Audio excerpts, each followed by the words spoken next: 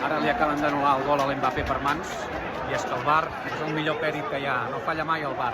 Hòstia, ara el Brian Cruyff ha xutat a fora, dale-va.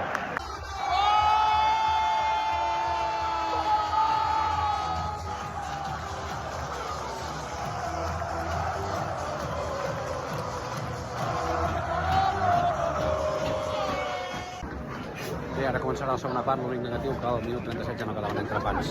Molt malament. Bé que el Hospitality hi ha entrepans, no?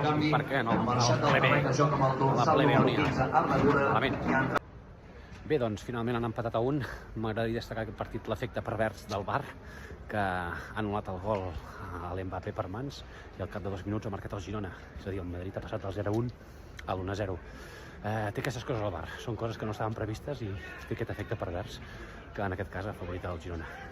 I al final, doncs bé, 1-1, no està mal, un punt, un partit que el Girona no podia guanyar i l'ha sabut empatar, no l'ha perdut. És com un pacte, això. Molt bé, fantàstic. Demà dilluns i tornem als tribunals, però avui un altre tipus de batalla.